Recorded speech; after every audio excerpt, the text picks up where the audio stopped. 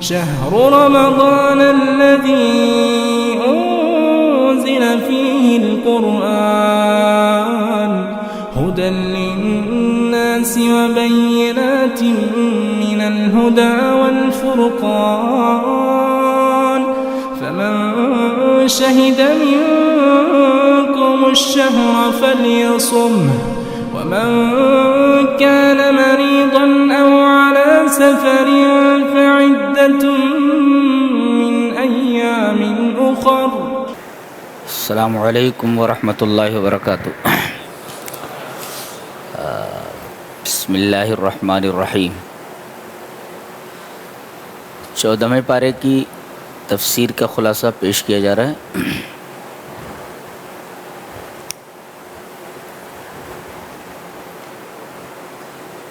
سورہ ہجر چل رہی ہے. ہجر یہ حجر سے نکلا ہے. حجر مینس اسٹون، پتھر.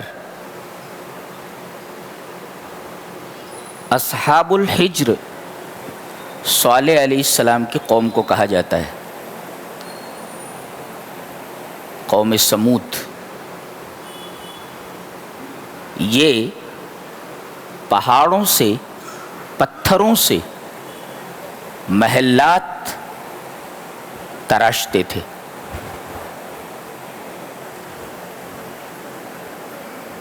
اور محلات تراشنے میں بڑے ماہر اور حاذق تھے.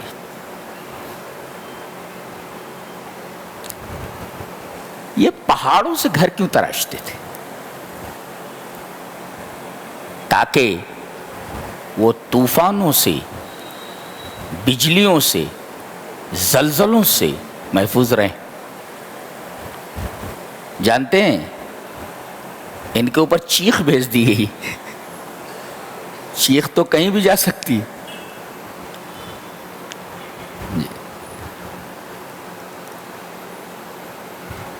تو ان کو اصحاب الحجر کہا جاتا ہے، اس لیے کہ یہ پتھروں سے محلات تراشنے میں بہت ماہر تھے. یا ہجر اس جگہ کا نام ہے، اس ایریے کا نام ہے جہاں پر صالح علیہ السلام کی قوم سمود رہائش پذیر تھی، آباد تھی. اس وجہ سے ان کو اصحاب الحجر کہا جاتا. یعنی اس ایریے کا نام ہجر ہے جہاں یہ قوم آباد تھی. تو اس سورہ کریمہ کا نام ہجر اس وجہ سے.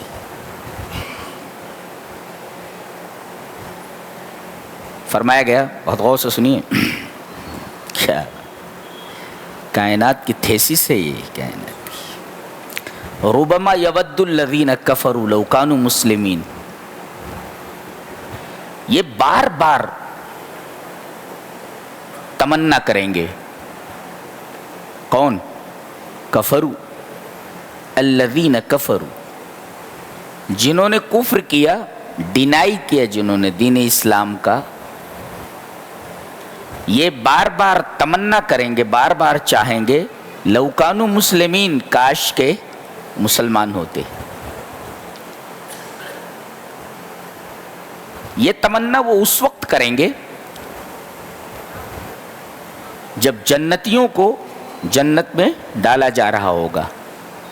یا بعض مفسرین نے کہا کہ جو اہل توحید جہنم میں جائیں گے، توحید ان کے پاس ہے لیکن گناہ بہت ہیں، اس وجہ سے ان کو جہنم میں ڈال دیا گیا ہے.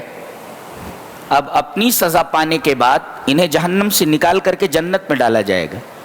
تب یہ تمنا کریں گے کہ کاش ہم بھی مسلمان ہوتے تو کم سے کم جنت میں دخول اولی نہ ہوتا تو یہ آخر میں تو ہم لوگ جنت میں چلے ہی جاتے.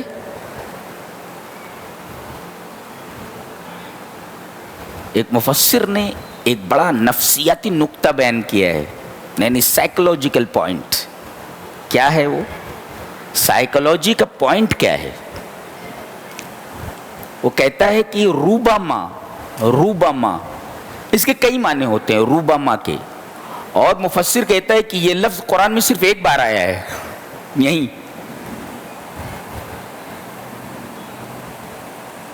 ایک ہی بار آیا ہے. اس کا معنی ہوتا ہے ایٹ ٹائمز, کبھی کبھار. اس کا ایک معنی ہوتا ہے مے بی, ہو سکتا ہے, ممکن ہے, اٹ از پاسبل, ممکن ہے. جیسے اور مئی, شاید. شی may have left his umbrella on the bus. اس نے شاید اپنا چھاتا بس میں چھوڑ دیا ہوگا. ایسا she may have left. تو روبما کا ایک مطلب ہوتا ہے at times, کبھی کبھی.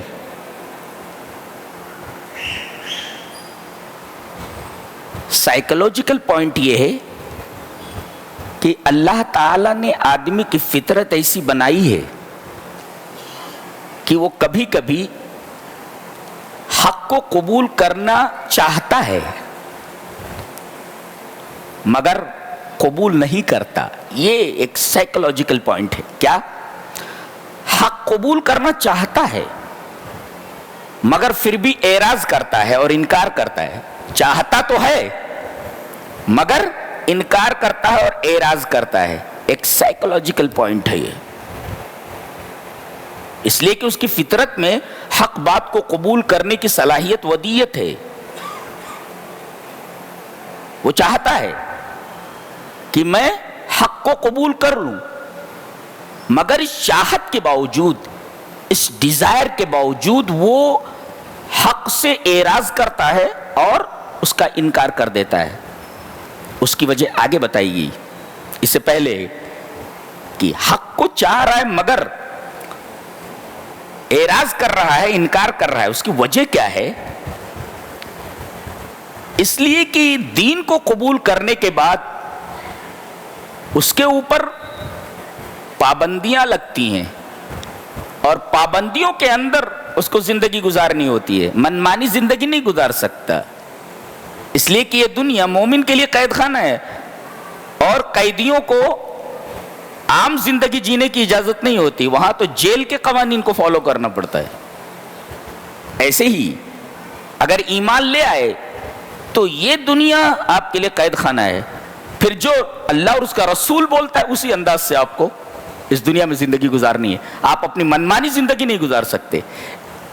کسی نے بہت اچھا کہا ہے, یہاں رب چاہی زندگی گزار لو, آخرت میں من چاہی زندگی تمہیں عطا کر دی جائے گی. تو بڑے خوش نصیب ہیں وہ جو دنیا میں رب چاہی زندگی گزارتے ہیں اور مرنے کے بعد آخرت میں انہیں من چاہی زندگی دے دی جائے گی. اب یہاں بھی من چاہی زندگی گزارو گے اور وہاں بھی چاہو گے کہ من چاہی زندگی ہمیں مل جائے, ایسا ممکن نہیں ہے. یہ رب چاہی زندگی گزارنے کے لیے وقفہ دیا گیا ہے آپ کو. یہاں رب چاہی زندگی گزار لو, من چاہی زندگی تم کو مرنے کے بعد دے دی جائے گی. لفظ روبما پر بحث کرنا چاہیں گے ہم. یہ جو لفظ روبما ہے, ایٹ ٹائمز, کبھی کبھی, تو ہم نے ترجمہ کیا کیا ہے؟ یہ بار بار تمنا کریں گے.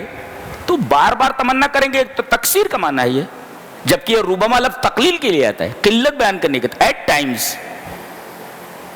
ایٹ ٹائمز یعنی کبھی کبھی ایسا ہوتا ہے. یہ اس کے لیے تقلیل کے لیے بنا ہے یہ, اور ترجمہ ہم نے کیا کیا ہے؟ تکثیر کے لیے. کیوں؟ اس لیے کہ عربوں کی عادت ہے جب کسی چیز کی کثرت کو بیان کرنا ہوتا ہے تو وہ اس لفظ کو استعمال کرتے ہیں, اس لفظ کو ذکر کرتے ہیں جو قلت کے لیے بنا ہوا ہوتا ہے. یہ ان کی عادت ہے. جب وہ کثرت کو بیان کرنا چاہتے ہیں تو اس لفظ کو لاتے ہیں, اس لفظ کا استعمال کرتے ہیں جو لفظ تقلیل کے لیے بنا ہوا ہوتا ہے. ایٹ ٹائمز کو a lot of times کا معنی لیتے ہیں. بنا ہے ایٹ ٹائمز کے لیے اور استعمال کیا کرتے ہیں؟ many times, a lot of times اس کے لیے استعمال کرتے ہیں. یہ قاعدہ ہے اور یہ زبان عربی ہے اور یہ عربوں کی زبان میں نازل ہوئی ہے اور ان کے محاورات کا اور ان کے انداز تکلم کا لحاظ کیا گیا ہے قرآن حکیم میں.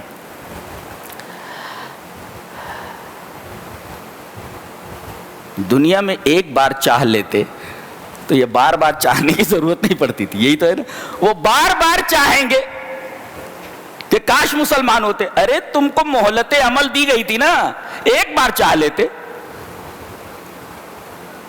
یودون مرتن, ایک بار چاہ لیتے. تو وہاں بار بار چاہنے کی ضرورت نہیں پڑتی. یہاں ایک بار نہیں چاہا انہوں نے, مہلت عمل دی گئی, اب بار بار چاہ رہے ہیں. لیکن اب پچھتائے کیا ہوت جب چڑیاں چگ گئی کھیت. اور وہاں تو ایک مرتبہ جو ہار گیا ہمیشہ کے لیے ہار گیا, اور جو جیت گیا ہمیشہ کے لیے جیت گیا. وہاں آپشن نہیں ہے, کوئی آپشن نہیں ہے کہ جیتنے والا پھر سے ہار جائے اور ہارنے والا پھر سے جیت جائے. ایسا نہیں ہے وہاں. ایک دفعہ جو جیت گیا سو ہمیشہ کے لیے جیت گیا, جو ہار گیا ہمیشہ کے لیے ہار گیا. آدمی چاہنے کے بعد بھی اعراض کیوں کرتا ہے؟ کہتے ہیں اس کی 3 وجہیں ہیں. ذرہم یاکلوا ویتمتعوا ویلہہم الامل فسوف یعلمون. یہ آیت کریمہ ترجمہ خالی دیکھ لیں گے تو بدن کے رونگٹے کھڑے ہو جائیں گے. کہا کہ آدمی حق کو سمجھنے کے بعد بھی اعراض کرتا اور انکار کرتا ہے. جانتے ہیں کیا وجہ ہے؟ وہ کھل کر کھیل نہیں پاتا. کیوں؟ یاکلوا, چھوڑ دو ان کو کہ کھائیں, خالی کھانا. وَيَتَمَتَّعُوا, اور انجوائے کریں. اچھا, تو گویا کہ کھانا ٹو ایٹ, یتمتعوا ٹو انجوائے, وَيُلْهِهِمُ الْأَمَلُ, اور لمبی لمبی آرزویں کرنا, لمبی پلاننگ کرنا. تو گویا کہ ٹو ایٹ, کھانا, وَيَتَمَتَّعُوا ٹو انجوائے, اور وَيُلْهِهِمُ الْأَمَلُ to make long desires, لمبی لمبی آرزویں کرنا. یہ 3 چیزیں ہیں. یہ حق کی قبولیت کی راہ میں روڑا ہیں. اور یہی دیکھو کفار کا حال یہی ہے. ان کی پوری زندگی کے محور, ساری تگ و دو کا محور اور جینے کا مقصد یہی 3 چیزیں ہیں. کھاؤ, انجوائے کرو, لمبی لمبی پلاننگ کرو, مر جاؤ. یہ 3 چیزیں ہیں. آدمی اسی وجہ سے حق قبول نہیں کرتا. جی, من مانی کھا نہیں سکتا, من مانی انجوائے نہیں کر سکتا, من مانی لمبی لمبی آرزویں نہیں کر سکتا. سب ریسٹرکشنز ہیں, پابندیاں ہیں, من مانی نہیں کر سکتا. اب کہا کہ ان 3 چیزوں میں جو آدمی مبتلا ہے اور اس کی ساری تگ و دو کا محور یہی ہے, to eat, to enjoy, to make long desires. یہ 3 چیزیں اگر ہیں تو یہ نہیں کہا گیا وَهُمْ عَلَى خَطَرٍ, یہ لوگ خطرے میں ہیں. ایسا نہیں کہا گیا. مفہوم وہی ہے کہ یہ لوگ اگر زندگی کا مقصد یہی 3 چیزیں بنا لے تو خطرے میں ہیں. وَهُمْ فِي خَطَرٍ, خطرے میں. ایسا نہیں کہا گیا. کہا گیا فَسَوْفَ يَعْلَمُونَ, ان قریب ان کو معلوم ہو جائے گا. کوئی بولتا میں تیرے ہاتھ پیر توڑ دوں گا, تو سننے والے سنتا ہے ارے بھائی ہاتھ ہی پیر توڑے گا نا, لیکن کہتا ہے تمہیں پتہ چل جائے گا میں تمہارے ساتھ کیا کرنے والا ہوں. وہ پتہ نہیں کیا کرنے والا ہے. فسوف یعلمون, یہ ڈرا دینے کے لیے کافی ہے. اگر یہ کہہ دے تیرے ہاتھ پیر توڑ دوں گا, ٹھیک ہے ہاتھی پیر تو توڑے گا, لیکن یہ کہہ دے دیکھ لے, سوچ لے میں تیرے ساتھ کیا کرنے والا ہوں. فسوف یعلمون, ان کے ساتھ کیا ہونے والا ہے یہ ان قریب جان لیں گے. فسوف یعلمون. دیکھ رہے ہیں ایک جملے کے اندر ایسی بات کہہ دی گئی ہے کہ آدمی کے بدن کے رونگٹے کھڑے ہو جائیں. ان قریب انہیں معلوم ہو جائے گا کہ ان کے ساتھ کیا ہونے والا ہے. جبکہ یہ کہہ دیا جاتا وَهُمْ فِي خَطَرٍ, یہ خطرے میں ہے.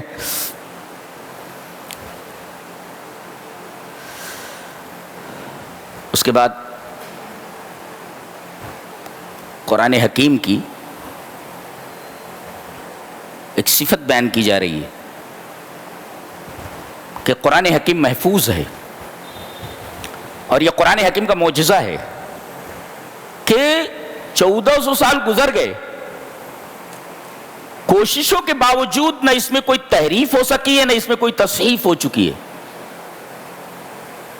یہ قرآن حکیم کا معجزہ ہے اور دنیا کی واحد کتاب ہے جس کے بارے میں پورے اعتماد اور پورے ایقان, پورے اذعان اور پورے یقین اور تیقن کے ساتھ یہ کہا جا سکتا ہے کہ یہ کتاب از اول تا آخر محفوظ ہے.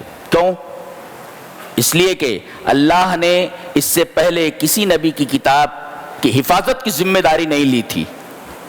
اس کتاب کی حفاظت کی ذمہ داری رب تعالی نے لی ہے, لہذا اس کتاب کے بعد اب کوئی کتاب آنے والی نہیں ہے, لہذا اس کتاب کی حفاظت قیامت تک کی جائے گی. اور ظاہر ہے کہ مسلمان اس کے ساتھ جڑے ہوئے ہیں، تو یہ قیامت تک رہنے والی کتاب ہے، لہذا مسلمانوں کو مٹایا نہیں جا سکتا، جب تک کہ کتاب موجود ہے اس کے پڑھنے والے ضرور موجود رہیں گے۔ جی فرمایا گیا اِنَّا نَحْنُ نَزَّلْنَا الذِّكْرَ وَإِنَّا لَهُ لَحَافِظُونَ، ہم نے ذکر کو نازل کیا ہے اور ہمیں اس کی حفاظت کرنا۔ یہ قرآن نہیں کہا، ذکر کہا۔ کیوں؟ اس میں بھی ایک عجیب بات ہے، شاید آپ نے سنا ہو۔ دیکھو عرب جو ہے وہ دو ہی کلام کی دو ہی صنف سے واقف تھے، ایک تو شعر و شاعری، ہر تیسرا چوتھا آدمی شاعر ہوتا تھا، عورتیں شاعر ہوا کرتی تھی۔ جی تو کلام کی دو صنفیں ان کے ہاں پائی جاتی تھی، ایک تو شعر و شاعری اور دوسرے اساطیر، قصے۔ چوپالوں میں بیٹھتے تھے اور قصے اسفندیار کے، رستم کے شروع رہتے تھے۔ تو ان کے ہاں دو چیزیں، کلام کی دو صنفیں پائی جاتی تھی، کون کون سی؟ شعر اور دوسرے اساطیر، قصے، کہانیاں۔ اللہ تبارک تعالیٰ نے فرمایا یہ قرآن نہ شعر ہے اور نہ اساطیر، قصے کہانیاں نہیں، یہ ذکر ہے، یہ ذکر ہے۔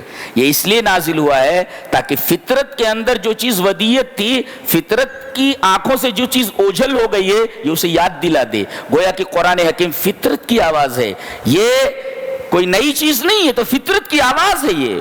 جی اور لہذا جو فطرت سلیم ہوتی ہے وہ فوراً اس کی طرف آگے بڑھتی ہے، اس کو لینے کے لیے، ایکسپٹ کرنے کے لیے۔ اس وجہ سے اس کو ذکر کہا گیا۔ یہ ایک جامع اور ایک عجیب و غریب تسمیہ ہے، ذکر۔ عرب اس سے ناشنا تھے کہ ذکر بھی کوئی چیز ہوتی ہے۔ بولے ہم لوگ تو جو ہی چیزیں جانتے ہیں، کلام کی دو ہی صنف سے ہم واقف ہیں، ایک تو شعر و شاعری اور دوسرا اساطیر۔ یہ ذکر کیا ہے؟ فرمایا گیا یہ ذکر ہے، یہ اِنَّا نَحْنُ نَزَّلْنَا الذِّكْرَ، ہم نے اس کو نازل کیا ہے۔ اچھا دیکھو، تو اوپر سے آئی ہے نا، لہذا اس کو پکڑو تو اوپر جاؤ گے، چھوڑ دو گے تو پستی میں جانے ہی والے ہو۔ لہذا حدیث میں کہا گیا بے شک اس کتاب کے ذریعے اللہ قوموں کو اٹھائے گا اور اس کتاب کے ذریعے لوگوں کو پستی کے تحت سرا میں ڈال دے گا۔ پکڑو گے تو اوپر جاؤ گے، چھوڑو گے تو پستی میں چلے جاؤ گے۔ وَإِنَّا لَهُ لَحَافِظُونَ، ہم اس کی حفاظت کرنے والے ہیں۔ اور حفاظت کیسی؟ اللہ اکبر، دنیا میں سب سے زیادہ پڑھی جانے والی کتاب یہی ہے، سب سے زیادہ لکھی جانے والی کتاب یہی ہے، اور سب سے زیادہ چھاپی جانے والی کتاب ہے، سب سے زیادہ چھپتی ہے، سب سے زیادہ پڑھی جاتی ہے۔ اور اس کتاب کا اعجاز یہ ہے کہ ہر گلی میں آپ کو کوئی نہ کوئی حافظ مل جائے گا جو پورے قرآن کا حافظ ہو۔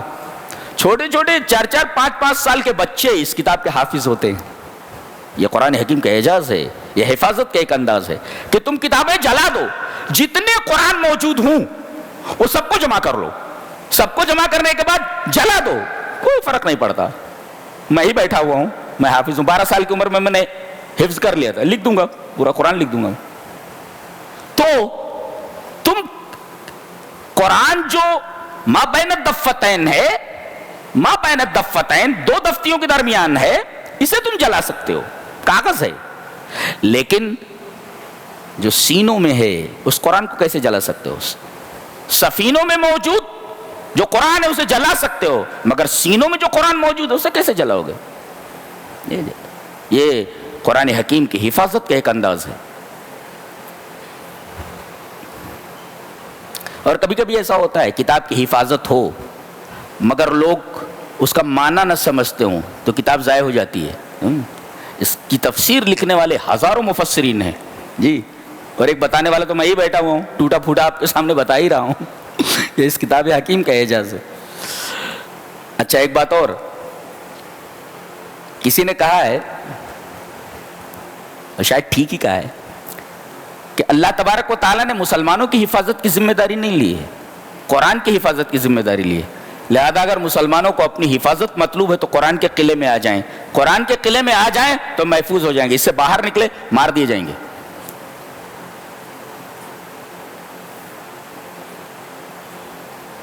فرمایا گیا اس کائنات میں قانون چل رہا ہے، لا آف بیلنسنگ، یہ نیچر کا قانون ہے، بیلنس کا قانون، قانون اعتدال، قانون اتزان۔ جی ایک قانون چلا، قانون اعتدال، ہر چیز اپنے دائرے میں ہے، کوئی چوہا بڑھ کر کے ہاتھی نہیں ہو جاتا، اور کوئی ہاتھی بڑھ کر کے چوہا نہیں ہو جاتا, کوئی مچھر بڑھ کر کے کتا نہیں ہو جاتا, کوئی کتا گھٹ کر کے مچھر نہیں ہو جاتا. یہ ناک ایک حد تک ہے. جس طریقے سے بال بڑھتے ہیں, اگر یہ ناک بھی بڑھنے لگے تو آدمی کیسا لگے گا, کان بھی بڑھنے لگے آدمی کیسا لگے گا. تو یہ جو قانون اعتدال ہے, قانون اتزان ہے, جیسے الاتزان الطبیعی یا الاتزان البیئی, اور ماحول کے اندر بھی اعتدال ہے. اللہ اکبر. اور سائنسدانوں نے کہا ہے کہ اگر یہ ماحولیاتی بیلنسنگ نہ ہو اور یہ نیچر کی بیلنسنگ نہ ہو تو زمین کے اوپر آدمی کا جینا دشوار ہو جائے. جی نہیں سکتا. گویا کہ ہر چیز قانون کے دائرے میں ہے. حسن کی تعریف لوگوں نے اپنے اپنے انداز سے کی ہے, لیکن آج تک کسی نے حسن کی جامع تعریف نہیں کی ہے. What is beauty? Beauty is this, beauty is that. حسن یہ ہے, حسن وہ ہے. لیکن حقیقت میں کیا ہے؟ حقیقت میں حسن کس کو کہتے ہیں؟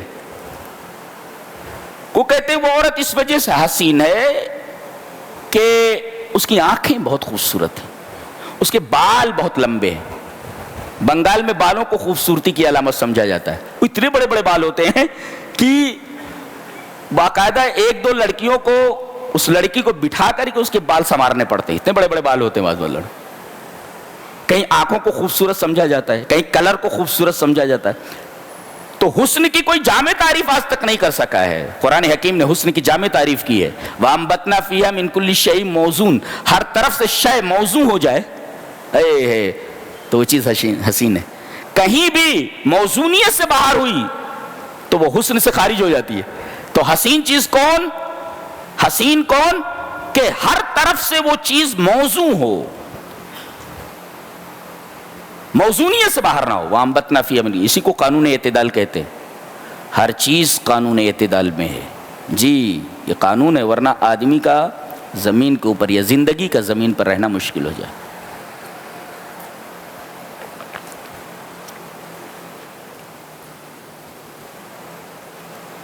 اللہ فرما رہا ہے ہمارے پاس خزائن ہیں, خزینہ نہیں, خزائن.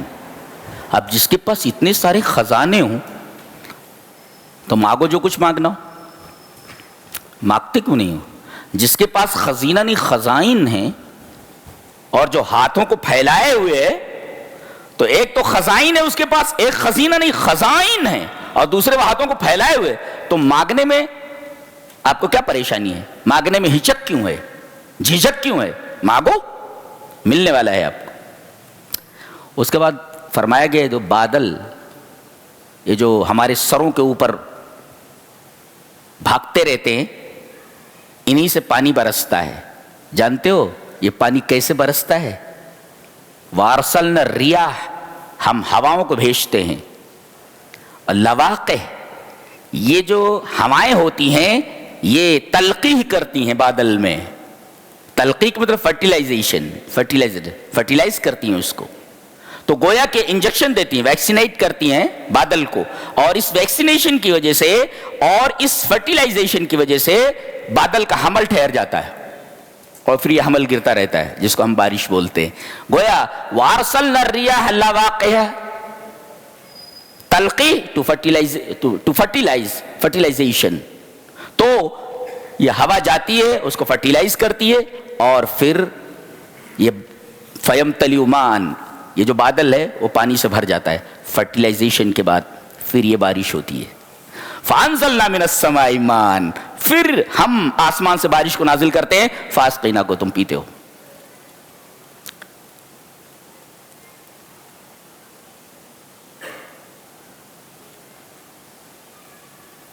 اس کے بعد یہ فرمایا گیا کہ اللہ نے فرشتوں سے کہا, جس میں شیطان بھی تھا, کہ آدم کو سجدہ کرو. تو تمام فرشتوں نے سجدہ کیا مگر ایک نے نہیں کیا. اس سے ایک مفسر نے ایک نقطہ نکالا ہے کہ سب سے پہلے خرق اجماع کا مرتکب یہی ہوا ہے. کون؟ ابلیس. یعنی ہمارے ہاں اجماع حجت ہے. کسی مسئلے کے اوپر اگر اجماع ہو جائے, علماء کا, صحابہ کا, تابعین کا, کسی مسئلے پر اجماع ہو جائے تو وہ اجماع معتبر ہے. جی تو تمام فرشتوں نے سجدہ کیا مگر اس نے نہیں کیا. مفسر لکھتا ہے کہ سب سے پہلے اجماع کا توڑنے والا، اجماع کا انکار کرنے والا اور خرق اجماع کا مرتکب یہی شیطان ہوا ہے. اس کے بعد فرمایا گیا حدیث میں ہے کہ جنت کے 8 دروازے ہیں اور جہنم کے 7 ہیں. لہا سبعۃ ابواب، اس کے اٹ ہیز 7 گیٹس. لہا سبعۃ ابواب، اس کے 7 دروازے ہیں. کیوں؟ اس لیے کہ بڑے بڑے جو گناہ کے مرتکبین ہیں وہ 7 بڑے بڑے مذاہب میں محصور ہیں.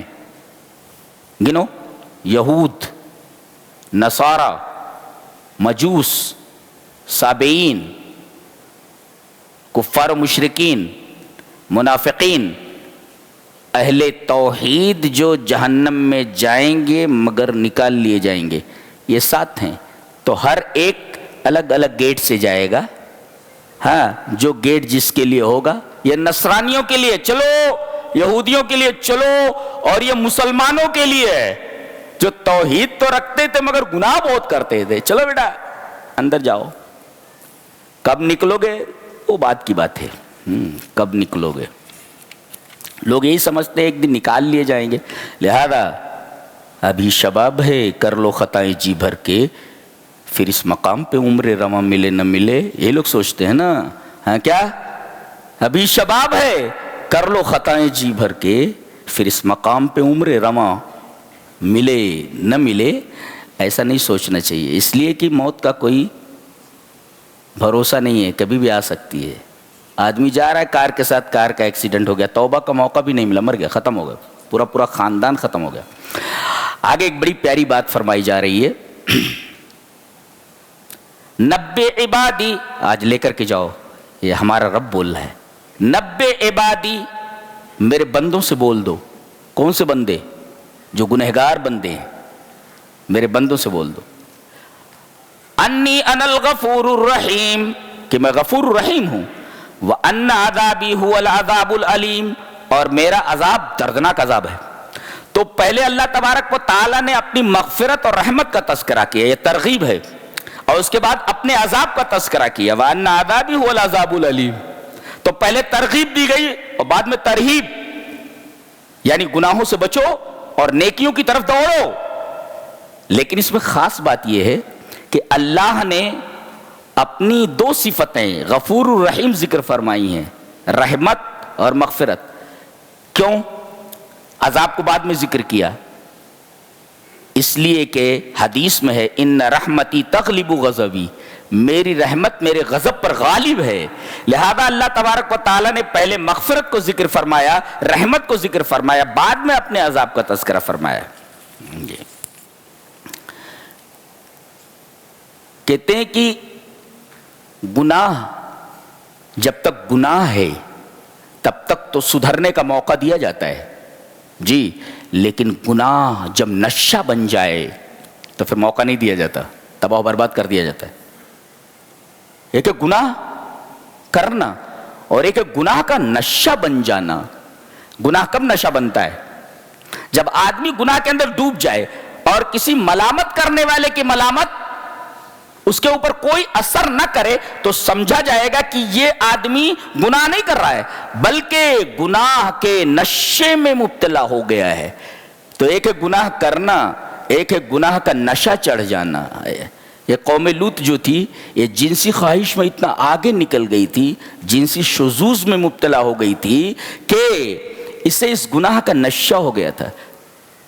تو گناہ اگر نشہ بن جائے تو پھر ایسی قوم کو سنبھلنے کا موقع نہیں دیا جاتا اور اسے قصہ پارینہ بنا دیا جاتا ہے. انہا لمن الغابرین، ان سب کو قصہ پارینہ بنا دیا گیا، بھولی بسری کہانی بنا دی گیا. کیا بات کرنے کا انداز ہے، کتنی بڑی بڑی قومیں، طاقتور قومیں. اللہ نے فرمایا ہم نے ان کو قصہ پارینہ بنا دیا، کہانی بن گئے، ہسٹری بن گئے. ہسٹری بنا دیتے ہیں ہم ایسے لوگوں کو، جو سدھرتا نہیں ہم اس کو ہسٹری بنا دیتے ہیں. یہ لرزہ دینے کے لیے کافی ہے جی. اور فرمایا یہ 2 قومیں تھیں، ایک مدین اصحاب مدین اور ایک اصحاب الایکا، ایکا جھاڑی کو بولتے، جھاڑیاں بہت تھی وہاں، تو وہاں وہ لوگ تھے. کہا کہ ان دونوں قوموں سے بھی ہم نے انتقام لیا اور ان دونوں قوموں کو تباہ و برباد کر دیا، اور اگر دیکھنا ہو تو اس کی جگہ بتائی گئی وَإِنَّهُمَا لَبِإِمَامٍ مُبِينٍ، یہ امام مبین کے اوپر ہے. امام مبین، امام کا ایک مطلب ہوتا ہے ہائی وے، ایک ہوتا ہے امام صاحب جو نماز پڑھاتے ہیں. قرآن حکیم بولتا ہے امام کا ایک معنی ہوتا ہے ہائی وے، اور مبین معنی کھلا ہوا، یعنی on the open highway. Open highway کے اوپر یہ دونوں بستیاں موجود ہیں. کون سے اوپن ہائی وے؟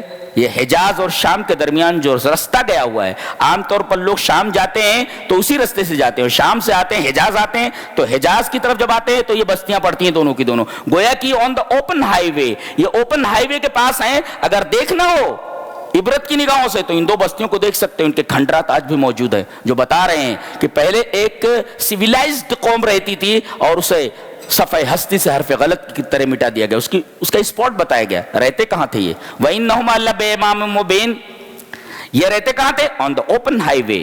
یہ شام اور حجاز کے درمیان جانے والا جو راستہ ہے اس کے اوپر یہ دونوں بستیاں تھیں.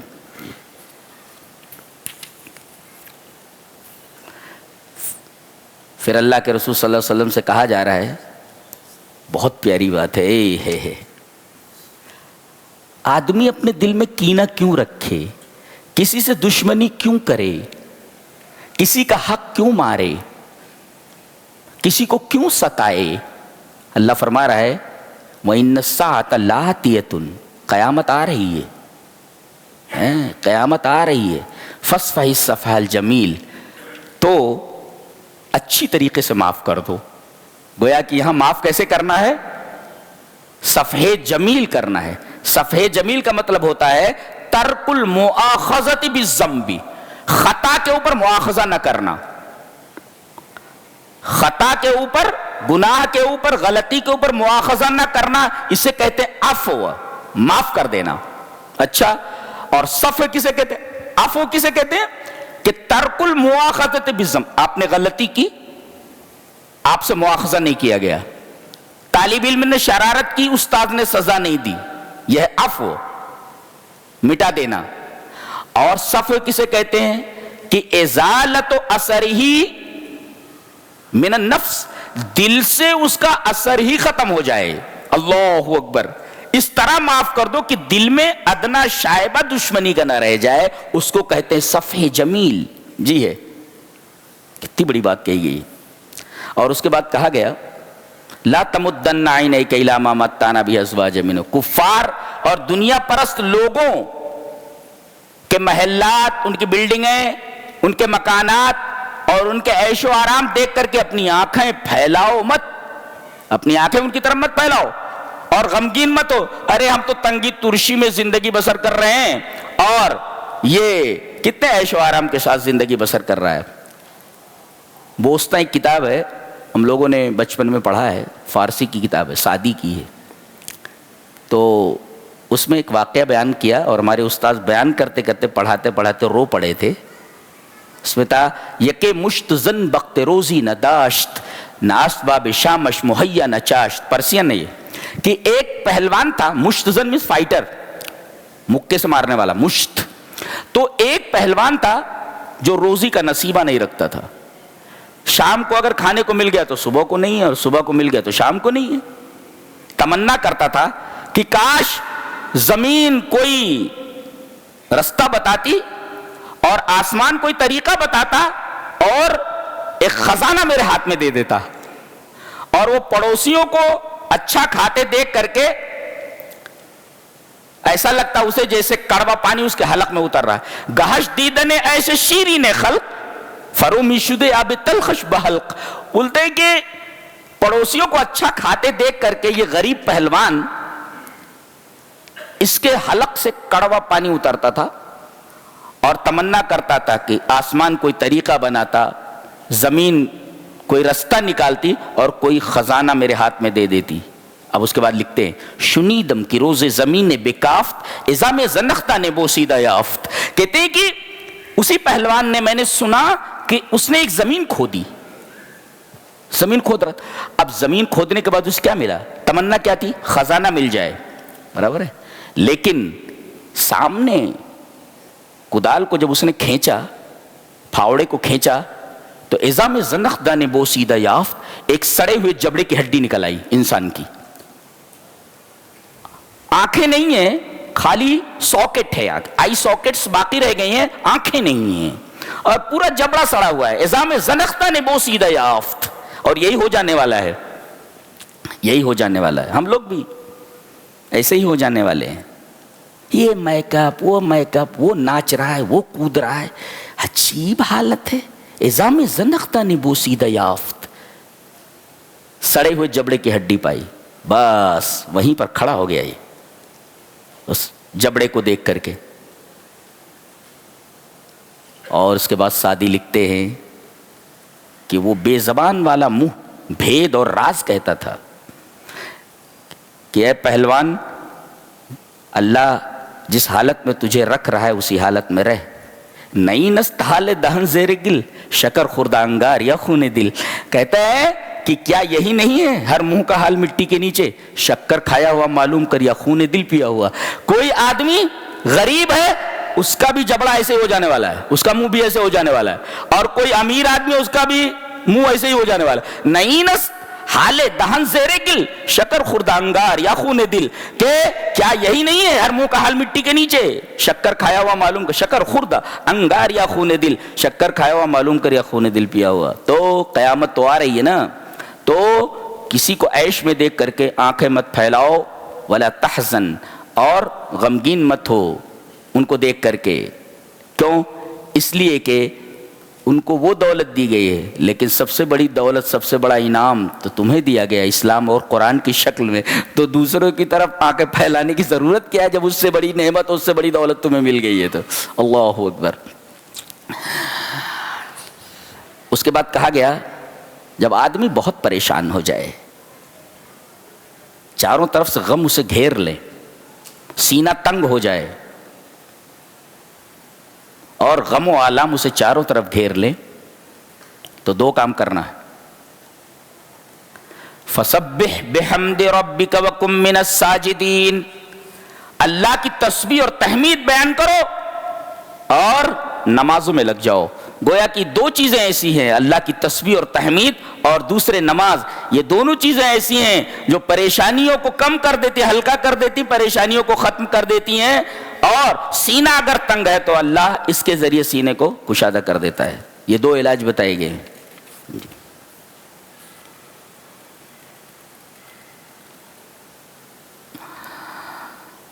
اللہ اپنی نعمتیں بیان کر رہا ہے. آسمان سے پانی گرا، تمہاری کھیتیاں، تمہارے درخت بڑھے، اس سے تم کو فائدہ ہوا. یہ سواریاں، یہ گھوڑے، گدھے، خچر، یہ شمس، قمر، یہ ستارے، یہ سارے کے سارے تمہارے فائدے کے لیے. اور سمندر اتنی ہاریبل چیز ہے، آدمی دیکھ لے تو گھبرا جائے گا. آدمی فیس بک پر اگر سمندر کو دیکھ لے تو گھبرا جائے گا.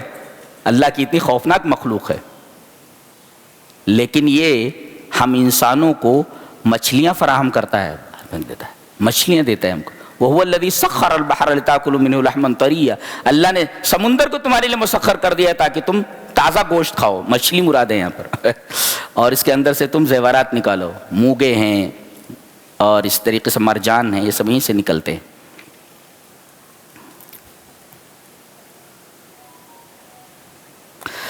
اللہ اکبر. اس کے بعد ایک بڑی عجیب بات کہی جا رہی ہے کہ الذین تتوفاہم الملائکۃ طیبین. ابھی فرشتے نظر نہیں آ رہے ہیں نا، اب یہ جان نکالنے کے لیے آ گئے. تو بہت خوبصورت شکل میں فرشتے آتے ہیں اگر آدمی نیک ہے تو. اگر طیب ہے، پاک ہے، تو فرشتے طیب آتے ہیں اور موت بھی طیب ہوتی ہے. ایک مفسر نے اس پر تبصرہ کرتے ہوئے لکھا ہے، کہتا ہے من عاش طیبا توفاہ اللہ طیبا. اگر آدمی پاک ہو کر کے زندگی گزارتا ہے تو اللہ اس کو پاک حالت میں وفات دیتا ہے. یہ بہت بڑی بات ہے. یہ الذین تتوفاہم الملائکۃ طیبین، یہ طیب فرشتے آتے طیبین کے پاس، کہتے سلام علیکم. یہی خوشخبری دے دیتے، السلام علیکم. آدمی جب دیکھتا ہے کہ مجھے سلام کر رہے ہیں، اس کا مطلب ہے کچھ معاملہ اچھا ہی ہے. اس کے بعد بولتے ادخلوا الجنت بما کنتم تعملون، زندگی میں پاک رہنا، اچھے کام کرتے رہتے ہو، جنت تمہاری منتظر ہے۔ اللہ، یہ بڑے خوش نصیب ہوتے ہیں کہ دنیا میں ہی انہیں جنت کی بشارت دے دی جائے، اور جب فرشتے آئیں تو انہیں بتا دیں السلام علیکم۔ یہ سلام کرنا اس بات کی دلیل ہے کہ آپ کا انجام بہت اچھا ہے۔ جی کہتے ہیں جب کوئی مسئلہ نہ معلوم ہو تو اہل ذکر سے پوچھو۔ اہل الذکر کون ہے؟ اہلیت جن کے اندر ہو۔ ایک یہ نہیں کہا گیا من عندہ ذکر و علم، جن کے پاس علم اور ذکر ہو، یہ نہیں کہا گیا ارے بھائی کتابیں بہت ساری رکھے ہوئے ہیں تو اس کے پاس ذکر اور علم تو ہے، بل لا بد ان یکون موحلا متخصصا، اہلیت رکھتا ہو، متخصص ہو، اسپیشلسٹ ہو، اس کا اسپیشلسٹ ہو۔ یہ نہیں کہ آپ کے پاس کتابیں رکھی ہوئی ہیں، اس کا مطلب آپ کے پاس علم تو ہے مگر آپ کے پاس اہلیت نہیں ہے۔ تو جن کے پاس اہلیت ہے، اہل الذکر، جو راسخ فی العلم ہے، بڑے عالم ہیں، ان سے پوچھو مسئلہ۔ جن کے پاس کتابیں ہیں کہ کتابیں کھول کر کے بتاتے ہیں، ان کے پاس سوال نہیں لے جانا چاہیے۔ اس پر ایک مفسر لکھتا ہے لیس العار ان تکون جاہلا، العار ان تبقى جاہلا۔ آر کی بات یہ نہیں ہے، شرم کی بات یہ نہیں ہے کہ آپ جاہل ہیں، شرم کی بات یہ ہے کہ آپ جاہل رہ جائیں۔ تو ایک ہوتا ہے جاہل ہونا، ایک ہوتا ہے جاہل رہنا۔ تو بھائی جو جاہل ہیں وہ جاہل نہ رہیں، بالکل علم حاصل کریں۔ شرم یہ نہیں، شرم کی بات یہ نہیں کہ آپ جاہل ہیں۔ لیس العار ان تکون جاہلا، العار ان تبقى جاہلا۔ شرم کی بات یہ کہ آپ جاہل رہ جائیں۔ تو بھائی جاہل ہونا یہ آر کی بات نہیں ہے، جاہل رہ جانا یہ آر کی بات ہے۔ اور آپ جاہل کب نہیں رہیں گے؟ جب اہل ذکر اور علماء سے آپ کا رابطہ رہے گا، برابر علم آپ حاصل کرتے رہیں گے۔ اس کے بعد اللہ تبارک و تعالی نے یہ جو انعام ہیں، جانور ہیں جن کو کھایا جاتا ہے، جو دودھ دیتے ہیں، ان کا تذکرہ کیا۔ وَإِنَّ لَكُمْ فِي الْأَنْعَامِ لَعِبْرَةً نُسْقِيكُم مِّمَّا فِي بُطُونِهِ مِن بَيْنِ فَرْثٍ وَدَمٍ لَبَنًا خَالِصًا سَائِغًا لِلشَّارِبِينَ۔ بہت پیاری بات کہی گی، اور یہ سائنس نے ابھی حال ہی میں اس کو فائنڈ آؤٹ کیا ہے، اس کو جاننا ہے کیا کہ دودھ جس کو تم پیتے ہو، جانتے ہو کہاں سے نکلتا ہے جانوروں کے؟ ایک طرف گوبر ہے، فرث ہے، اور دوسری طرف خون ہے۔ یہ گوبر اور خون کے بیچ سے نکلتا ہے۔ ایک طرف گوبر ہے، ایک طرف خون ہے، اس کے بیچ سے دودھ نکالتے ہیں ہم، اور بالکل خالص ہوتا ہے۔ خالص لبنن خالصا، خالص کا مطلب نہ تو اس میں گوبر کی آمیزش ہے اور ایک طرف خون ہے، نہ اس میں خون کی آمیزش ہے۔ یہ ہماری قدرت ہے، یہ عبرت کی بات ہے کہ ہم تم کو کیسا دودھ عطا کر رہے ہیں، کیسا ہم نے اس جانور کو بنایا ہے۔ اللہ، اور کہا کہ دودھ ایک ایسی چیز ہے، ایسا مشروب ہے کہ اس کو پینے کے بعد اچھو نہیں لگتا ہے۔ اچھو نہیں لگتا بولتے، اچھو لگنا یہ اردو ہے، یعنی یہ گلے میں اٹکتا نہیں ہے، سائغ ہے، یہ سائغ ہے۔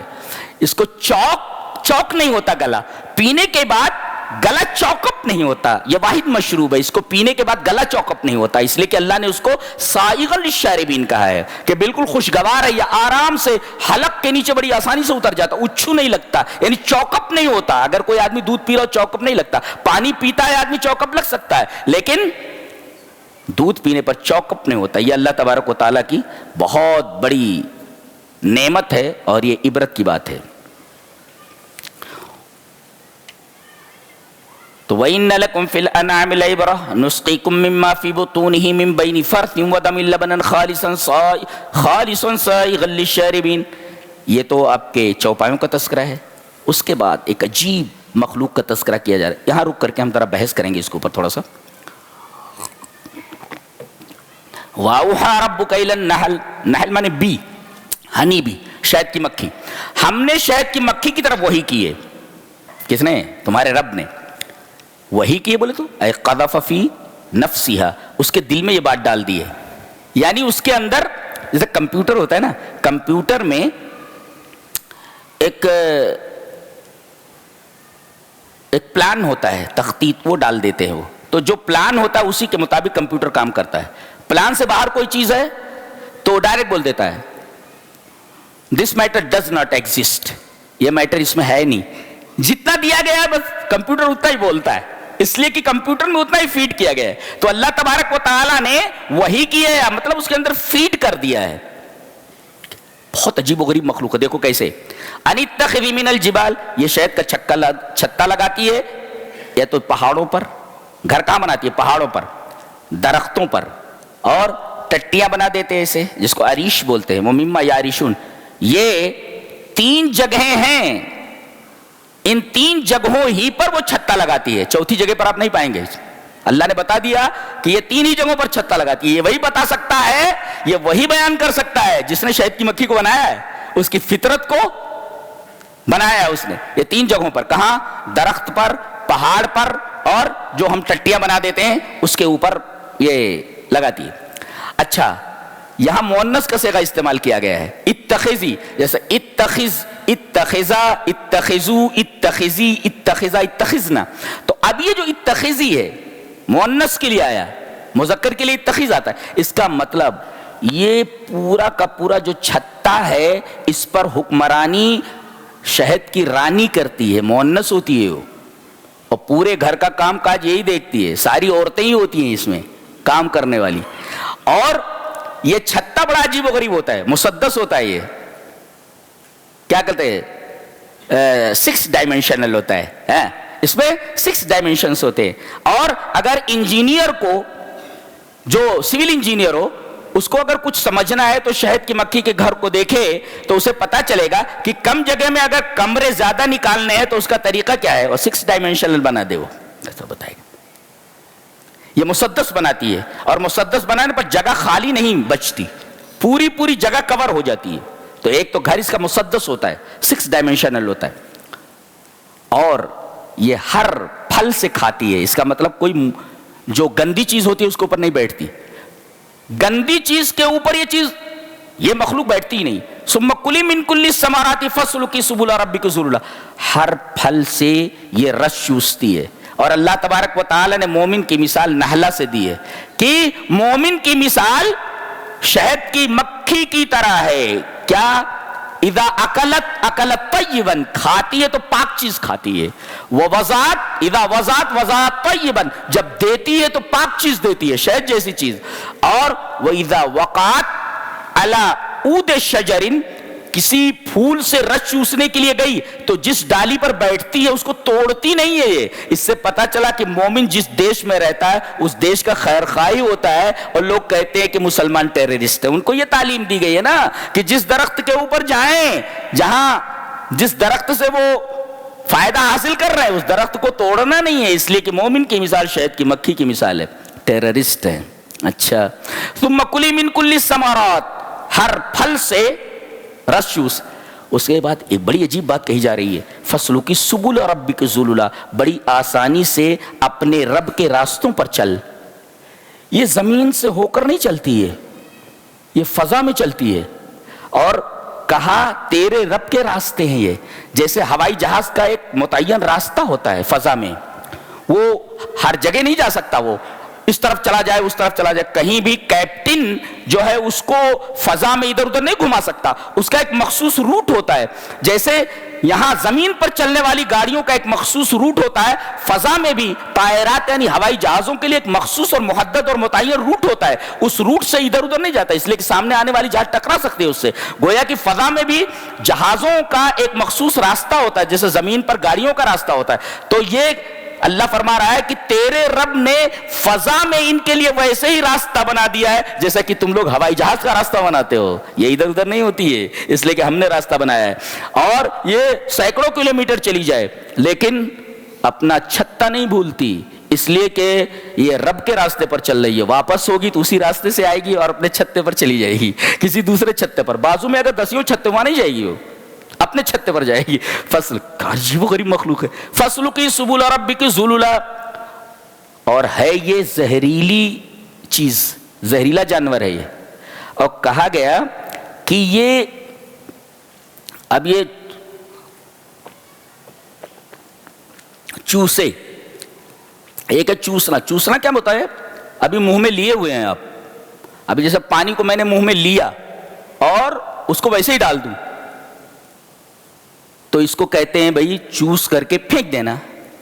اور ایک کل کھا جانا، اکلا کہا جا رہا ثم کلی کھا جا، اس کا مطلب ہے یہ چوس کر کے ویسے ہی نہیں لاتی ہے رکھ دیتی ہے، بلکہ اس کو کھا لیتی ہے. کھا لینے کے بعد اس کے پیٹ میں جو ڈائجسٹو سسٹم ہے، نظام ہضم ہے، وہاں یہ جا کر کے رس ہضم ہوتا ہے اور اس کے بعد یہ اس کو اگلتی ہے جا کر کے. اللہ اکبر، کھا لیتی ہے اس کو، چوس کر کے ویسے ہی نہیں ڈالتی بلکہ اس کو کھا لیتی ہے اس کے اندر. اب یہ جو زہریلا جانور ہے، اب اس کے پیٹ میں وہ رس جا کر کے پتہ نہیں کیسا کیمیکل کچھ اس میں تبدیلیاں ہوتی ہیں، کیمیکل تغیرات ہوتے ہیں، اس کے بعد وہ ڈالتی ہے. اس کو شہد بولتے ہیں. گویا کہ اس زہر سے تریاق اللہ مہیا کر رہا ہے. دیکھو موجب اور سالب دونوں ہے نا. دیکھو اللہ زہر سے تریاق نکال رہا ہے. سانپ کاٹ لے تو تریاق لایا جاتا ہے نا، تو گویا کہ یہ زہریلا کیڑا ہے مگر تریاق اس کے اندر موجود ہے، شہد جیسا تریاق. اور اس سے پہلے ابھی جانوروں کا تذکرہ ہوا، کہا گیا کہ دودھ جو ہے موسم کے لحاظ سے رنگ اپنا نہیں بدلتا، دودھ ہی رہتا ہے، رنگ نہیں بدلتا، لیکن موسم کے لحاظ سے شہد مختلف رنگ کا ہو جاتا ہے. مختلف الوانہ، دیکھ رہے ہیں اس کا رنگ موسم کے لحاظ سے بدل جاتا ہے. دودھ کا نہیں بدلتا، اس سے پہلے دودھ کا تذکرہ ہے لیکن اس کا رنگ نہیں بدلتا، دودھ کا رنگ نہیں بدلتا، اس کا بدل جاتا ہے. مختلف الوانہ اور فی شفاء للناس، اس کے اندر لوگوں کے لیے شفا ہے. خاص طور سے اگر آدمی ایک گلاس دودھ کے اندر ایک چمچہ خالی شہد ڈال لے تو اس کی جلدی بیماریاں دور ہو جائیں گی. اور بہت سارے فوائد ہیں، آپ پڑھ لیں. کہتے ہیں اللہ تبارک و تعالیٰ نے تم کو پیدا کیا، تم کو وفات دے گا اور تم میں سے بعض کو ارذل عمر تک پہنچا دیتا ہے. اللہ اس عمر تک کسی کو نہ پہنچائے. ارذل عمر کسے کہتے ہیں؟ یسیر تعبا و مشقتا علی اہلہ وعلی غیرہم، جو اپنے گھر والوں پر اور دوسروں کے اوپر بوجھ بن جائے. ایسی حالت میں آدمی پہنچ جائے تو اسے کہتے ہیں ارذل عمر کو پہنچ گیا. اللہ کے رسول نے ارذل عمر سے پناہ مانگی ہے. گھر والوں کے اوپر بوجھ بن جائے، دوسروں کے اوپر بوجھ بن جائے تو ارذل عمر سے پناہ مانگو کہ اللہ اس سے پہلے ہی دنیا سے اٹھا لے، ارذل عمر تک نہ پہنچائے کہ یسیر تعبا و مشقتا علی اہلہ وعلی غیرہم، دوسروں پر اور اپنے اہل و عیال کے اوپر وہ بوجھ نہ بن جائے. اس کے بعد اللہ نے فرمایا واللہ اخرجکم من بطون امہاتکم لا تعلمون شیئا، تم اپنی ماؤں کے پیٹوں سے جب نکلتے ہو تو علم لے کر نہیں نکلتے. لا تعلمون شیئا، کچھ بھی نہیں جانتے. ایک مولوی بہت ایک ہے نا یہاں تقریر کرتا رہتا، وہ درگاہ والا کبھی گمراہ نہیں ہو سکتا. اس کو چیلنج کروں، بلاؤں اس کو. تو یہ صاحب اسی قبیل کے تھے، انہوں نے کہا تم کیا جانو غوث پاک کی فضیلت اور ان کا مقام. ارے ان کا مقام تو یہ ہے کہ جب وہ ماں کے پیٹ سے نکلے تو 15 پارے کے حافظ تھے. اب قرآن حکیم بولتا ہے واللہ اخرجکم من بطون امہاتکم لا تعلمون شیئا، جب بھی ماں کے پیٹ سے آدمی نکلتا ہے تو اسے ایک چیز کا علم نہیں ہوتا. یہ 15 پارے کا علم کیسے ہوا؟ یہ مولوی جھوٹ بول رہا ہے، یہ قرآن بولتا ہے. قرآن تو سچا ہے نا. اس کا مطلب یہ ہے کہ یہ مولوی جھوٹ بول رہا ہے. قرآن کہتا ہے لا تعلمون شیئا، یو نو نتھنگ. جب پیدا ہوتے ہو تو تمہیں کچھ نہیں آتا ہے، تمہارے پاس علم نہیں ہوتا. لا تعلمون شیئا، وہ کہہ رہا 15 پارے کے حافظ تھے. ہاں علم لے کر نہیں آتا، استعدادات علم لے کر آتا ہے. علم کی جو استعدادات ہیں، کیا؟ سمع، کان سے آدمی علم حاصل کرتا ہے، آنکھ سے علم حاصل کرتا ہے اور پھر دماغ سے علم حاصل کرتا ہے. اچھا، اس کے بعد ایک آخری بات بہت پیاری ہے جس کے بارے میں یہ کہا گیا کہ اللہ تعالیٰ نے اس آیت کریمہ کے اندر پوری شریعت کو جمع کر دیا. ان اللہ یامر بالعدل والاحسان وایتاء ذی القربى، یہ 3 چیزیں موجب ہیں، اور وینہا عن الفحشاء والمنکر والبغی، 3 چیزیں سالب ہیں، 3 چیزیں پلس ہیں اور 3 چیزیں مائنس ہیں. کیا؟ اللہ عدل کا حکم دیتا ہے، انصاف کا. عدل کسے کہتے ہیں؟ جتنی مزدوری کی ہے اس کا اجر اتنا دے دیا جائے، جتنا کام کیا ہے اجرت اتنی دے دی جائے. 10 بجے سے لے کر 4 بجے تک کتنا لوگ ہیں؟ بولے 100 روپیہ، 100 روپیہ دے دیا گیا، اس کو کہتے ہیں عدل. اور اسے 200 روپیہ دے دیا جائے تو وہ احسان ہے. ان اللہ یامر بالعدل والاحسان، عدل کا بھی حکم دیتا ہے اور احسان کا بھی حکم دیتا ہے. اور احسان کا سب سے پہلا مظہر ایتاء ذی القربى، رشتہ داروں کی خبر گیری کرو، رشتہ داروں کو دیکھو اور وہ تمہارے احسان کے سب سے زیادہ مستحق ہیں. جی پیسوں سے، زبان سے، ان کے ساتھ چل کر کے کسی بھی طریقے سے ان کی مدد کرنا ایتاء ذی القربہ. اور 3 چیزوں سے منع کرتا ہے. فحشہ، فحشہ کا مطلب چھی، یہ فحشہ ہے. اور منکر کسے بولتے ہیں؟ ارے ایسا بھی کیا جاتا ہے کیا؟ ایسا نہیں ہونا چاہیے. تو فحشہ کسے بولتے ہیں؟ چھی، کتنا گندا ہے بولے تو جتنی بھی گندی چیزیں جیسے زنا ہے، بدکاری ہے، وغیرہ وغیرہ، جتنی بھی چیزیں جس کے اوپر کہا جا سکے چھی، تو چھی اگر کہا جائے تو یہ ہے فحشہ. اور منکر یعنی معتدل طبیعت اگر آدمی کی ہے اور فطرت سلیمہ رکھتا ہے تو یہی بولے گا یہ ٹھیک نہیں ہے. اور شریعت جس چیز کا انکار کرتی ہے وہ منکر ہے. اور والبغی، والبغی کا مطلب کسی کے اوپر ظلم نہ کرو. تو یہ 6 چیزیں ہیں، 3 موجب ہیں اور 3 سالب ہیں. اس کے بعد یہ کہا جا رہا ہے ان ابراہیم کان امتن، ابراہیم پوری امت تھے. کبھی کبھی ایسا ہوتا ہے ماں اعظم الخلیل، کسی نے کہا خلیل کتنے عظیم ہیں کہ اللہ تبارک و تعالیٰ نے ایک آدمی کو پوری امت قرار دیا ہے. ایک مفسر کہتا ہے کہ لوگوں کو تولنے کے لیے اپنے معیارات مت رکھو، بلکہ اللہ کے پاس دوسرا پیمانہ بھی ہوتا ہے. وہ کسی کو اپنے پیمانے سے دیکھتا ہے کہ ہم دیکھ رہے ہیں کہ وہ ایک آدمی ہے، یہ ہمارا پیمانہ ہے، لیکن رب تعالیٰ کہہ رہے ایک آدمی پوری امت کے برابر ہے، یہ اللہ تبارک و تعالیٰ کا پیمانہ ہے. تو پیمانے مختلف ہوتے ہیں اور اپنے پیمانے سے ہر چیز کو مت ناپو. رب کا پیمانہ الگ ہوتا ہے، تمہارا پیمانہ الگ ہوتا ہے. اور حذیفہ ابن یمان نے کہا کہ اگر آدمی حق کے اوپر ہے، الجماعت، جماعت کسے کہتے ہیں؟ ما وافق الحق. جماعت کہتے ہیں کہ جو حق کے اوپر ہو، جو حق کے موافق. وَإِن كُنْتَ وَحْدَكَ، اگر تم تنہا ہو. گویا کہ ایک تنہا آدمی اگر حق کے اوپر ہے اور اس کے علاوہ سب باطل پر ہے تو یہ تنہا آدمی حق کے اوپر ہے. یہ حضرت حذیفہ ابن یمان رضی اللہ تعالیٰ عنہ کا قول ہے کہ ایک آدمی بھی پوری جماعت ہو سکتا ہے. یہ تھا 14ویں پارے کا خلاصہ. اللہ ہمیں نیک عمل اور اچھی سمجھ کی توفیق عطا فرمائے. وآخر دعوانا الحمدللہ رب العالمین.